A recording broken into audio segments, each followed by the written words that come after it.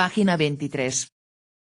Historia de la decadencia y caída del Imperio Romano tomo 1, por Edward Gibbon, 1776.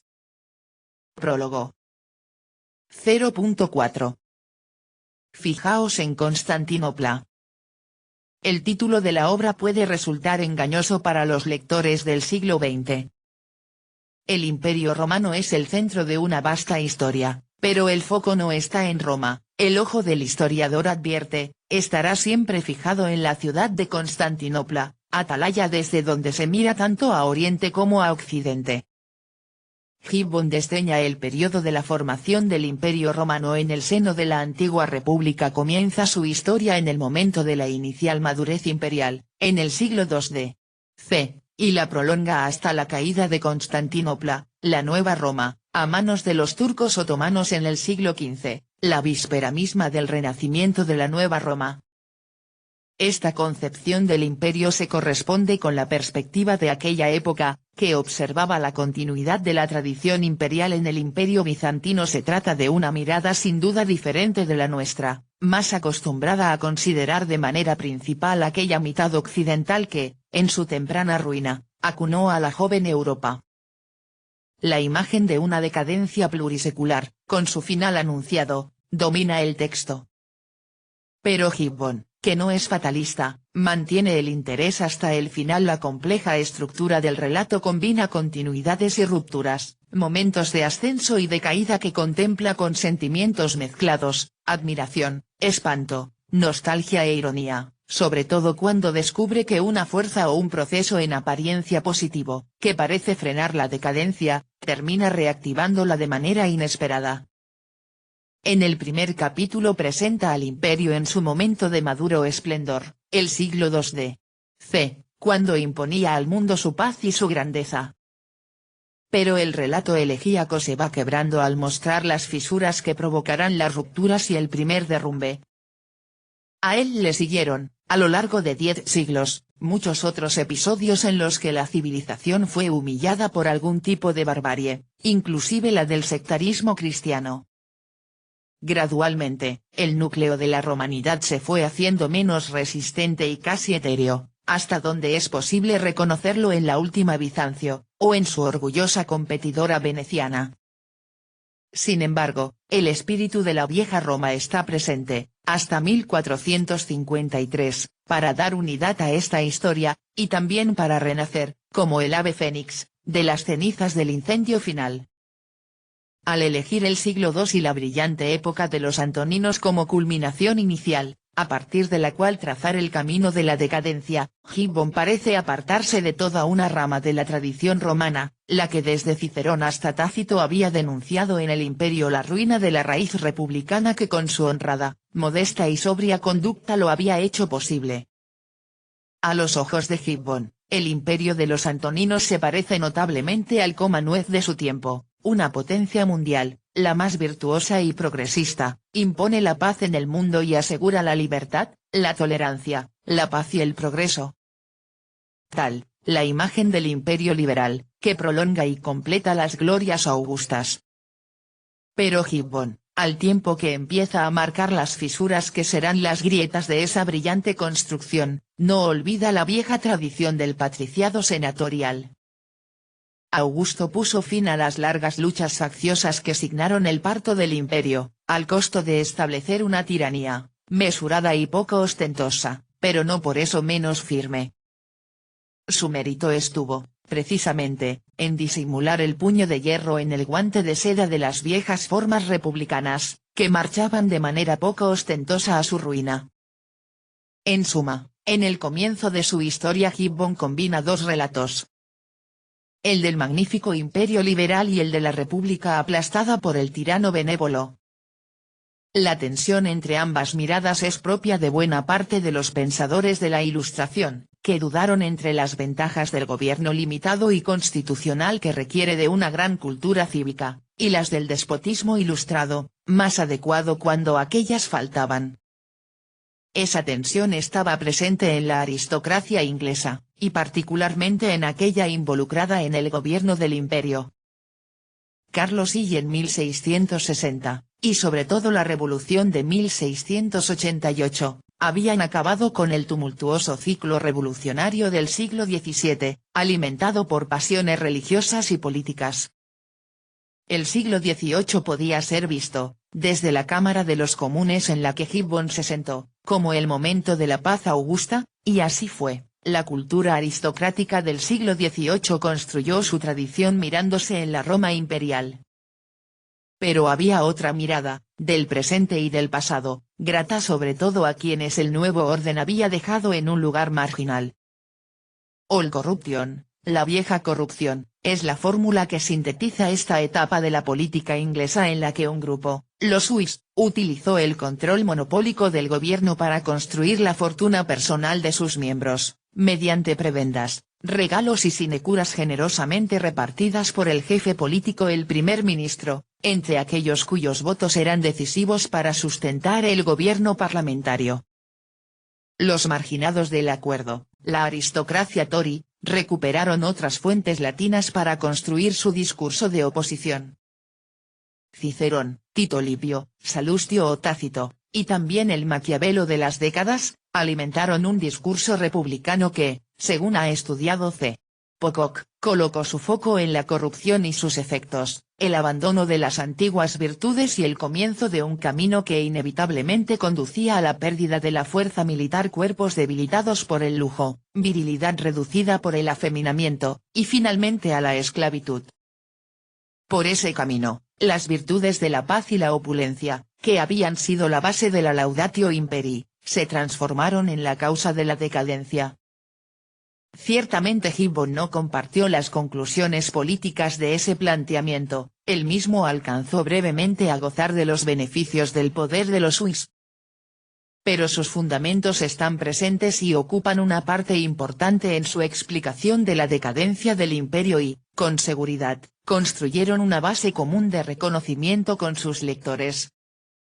Así, el despotismo ilustrado de Augusto construye la civilización, pero a la vez, en este entramado juego de consecuencias y causas, acaba con las virtudes cívicas y abre el camino para sucesivos despotismos, en los que la ilustración es cada vez más difícil de percibir. No solo en este aspecto construye Gibbon un relato de Roma que permite a la aristocracia inglesa mirarse en un espejo lejano y, quizá, aprender las lecciones del pasado, que constituye probablemente la clave de la popularidad de esta obra. El mismo juego de causas y consecuencias aparece en otra cuestión que Pocock ha incluido en el momento maquiavélico del siglo XVIII inglés, el deslizamiento del sistema militar de milicias al de los ejércitos permanentes y profesionales. Tener un ejército profesional exclusivamente a sus órdenes, como los grandes monarcas absolutistas, había sido la aspiración de los reyes Estuardo a principios del siglo XVII. Contra esa aspiración se alzó en 1640 el Parlamento y, con él, el grueso de la aristocracia rural. Advertían que el ejército alteraría el equilibrio de poder entre la monarquía y el Parlamento, y sobre todo, que sus costes habrían de ser pagados por los propietarios rurales, los principales contribuyentes. En contra del ejército permanente, defendían las milicias, reclutadas y conducidas, cuando era necesario, por las autoridades locales. Las milicias eran mucho menos onerosas y, sobre todo, no escapaban al control de los notables lugareños. Recuérdese que Gibbon sirvió en ellas durante más de 2 años. Un cierto ethos fundamentó esta preferencia, la obligación que tenían los miembros de una comunidad política de armarse para defenderla cuando era atacada. El mundo clásico Grecia y Roma, suministró abundantes ejemplos justificatorios, tanto en el siglo XVII, cuando la aristocracia rural contuvo y derrotó a la monarquía, como en el siglo XVIII, cuando el debate se hizo más complejo, debido a las nuevas exigencias militares que implicaba el crecimiento del imperio colonial. La historia romana ofreció otra vez un espejo para este debate. La expansión imperial llevó a las legiones cada vez más lejos de Roma, requirió periodos de servicio más largos, y sobre todo más hombres. Las ventajas prometidas a los veteranos resultaron escasa recompensa para tamaño sacrificio y gradualmente los ciudadanos romanos, y también los italianos, fueron dejando su lugar a nuevos reclutas, provenientes de las regiones recién conquistadas, mucho menos impregnados de romanidad, una condición que, por otra parte, solía hacerlos más eficientes en el combate. Al reducirse la influencia de la tradición ciudadana, aumentó entre los soldados su espíritu de cuerpo, la búsqueda de ventajas profesionales para quienes se sentían con derecho, y no solo por su participación en las guerras exitosas que habían construido el imperio.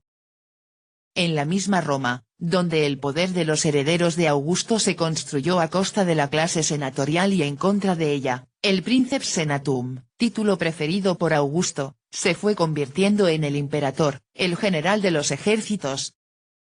De los ejércitos provino su legitimidad y su poder efectivo, aquel que le permitió enfrentar con firmeza la intermitente oposición senatorial.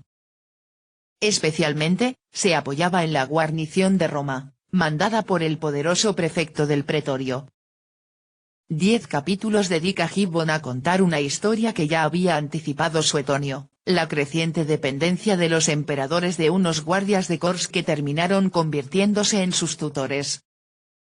La guarnición romana hizo y deshizo emperadores los esclavos imperiales, como en el conocido caso de Claudio, que se encontró ungido por aquellos que, según creía, se disponían a asesinarlo. La guarnición romana fue el poder detrás del trono hasta que, a la muerte de Nerón, las legiones imperiales se sumaron a la competencia y plantaron la semilla de una larga e intermitente guerra civil. El ejército, dice Gibbon, fue el constructor del imperio y a la vez el cáncer que lo devoró, otra vez, el extraño encadenamiento de causas y consecuencias. La gran obra de los Antoninos, en el cenit imperial del siglo II d.C., consistió en haber encontrado un principio de legitimidad y de fuerza con el que subordinar a los ejércitos. El fin de los Antoninos abrió el ciclo de una nueva guerra civil, mucho más extensa y profunda que las anteriores, solo contenida a fines del siglo III d.C. por Diocleciano. Durante varias décadas distintos jefes militares, sustentados por los ejércitos regionales, disputaron por la supremacía en el imperio, combatiendo aquí y allá hasta que, en el último cuarto del siglo III, se definió un centro de poder en torno de Diocleciano, quien instaló su corte, todavía transitoriamente, en su campamento de Spalato. Uno de sus sucesores, Constantino, que finalmente logró afirmar un poder estable, fundó una nueva capital, Constantinopla. A principios del siglo IV el imperio había sido restaurado, pero a costa de transferir su centro de Occidente a Oriente. No fue el único cambio.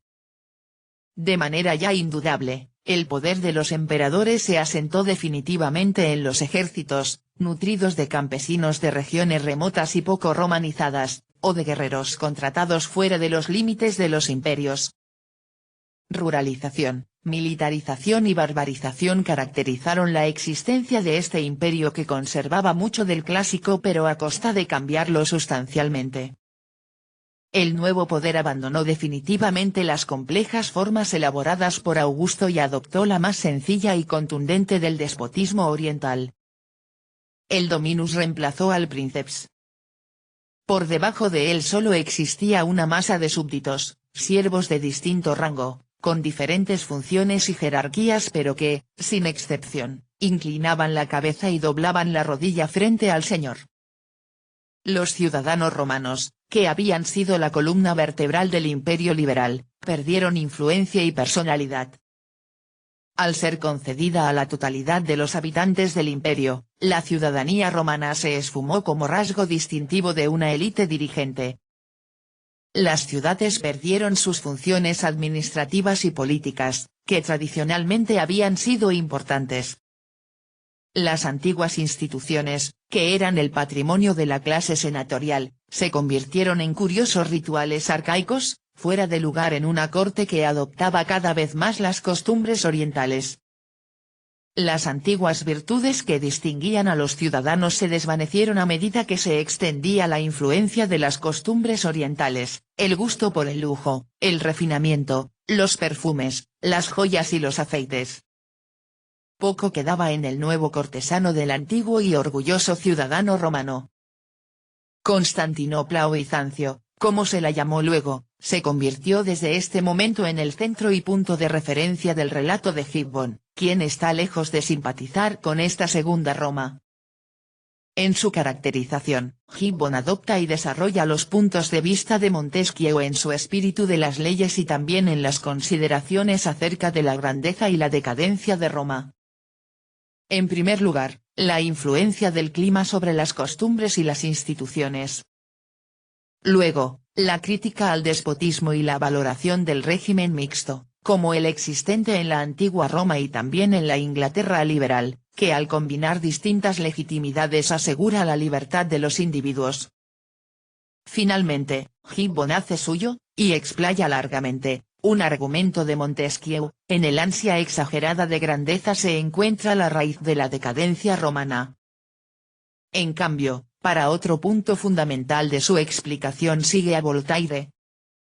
Se trata del efecto negativo que el cristianismo tuvo sobre las tradiciones cívicas que habían sido el fundamento del viejo imperio.